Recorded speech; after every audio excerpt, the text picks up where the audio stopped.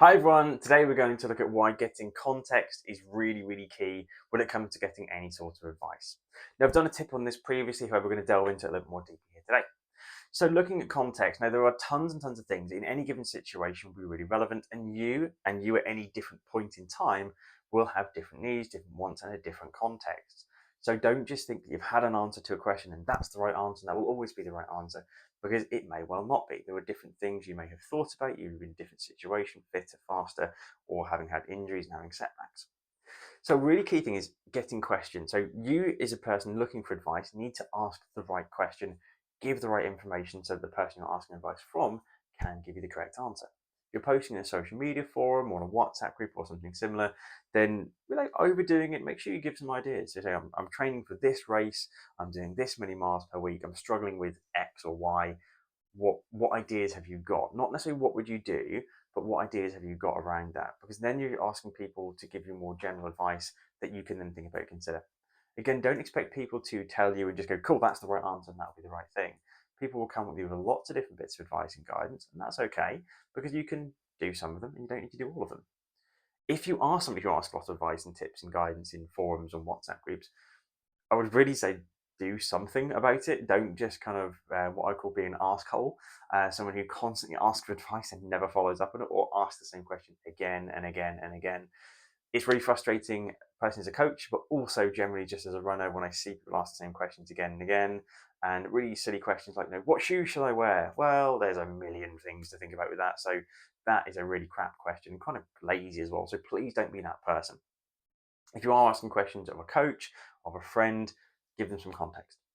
The context will really vary as well, though. So it does depend on what races you're training for, where you're at in your own training at that point. If you're improving, if you're actually on a bit of a setback at the moment and kind of winding things back in.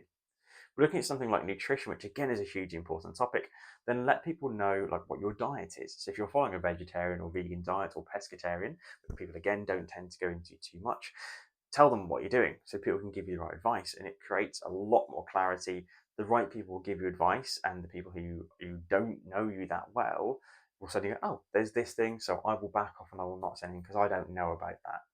You will occasionally get some people butt in who will give you really bad advice, or who love to have an opinion on something even if they have no idea, or they just want to argue essentially. I've seen, I mean, through social media and nutritional kind of blogs and groups and things, lots of people argue and make really silly comments to vegan athletes. This goes both ways, obviously, as well. You get some people who are quite evangelical and be quite kind of pushy about their views.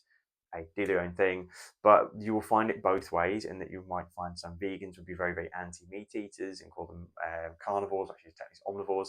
Equally, you would get the meat eaters who would say, "Oh, just have a bit of bacon, cheer up." All this kind of stuff. So you will occasionally be getting some stupid comments from people. So it's worth just bearing in mind where you ask the advice of. So who you know is in that group, or where you maybe ask that piece of advice from as well. Not just going to one port of call all the time. If you are looking for advice from a coach, again, give them as much information as you possibly can. Bearing in mind, obviously, they will probably be quite busy and may not be able to give you tons and tons and tons of time, but try and be succinct in your advice, or sorry, your questioning, and give that context. But go, look, I'm doing this, I've got this, and to consider that might be worth thinking about.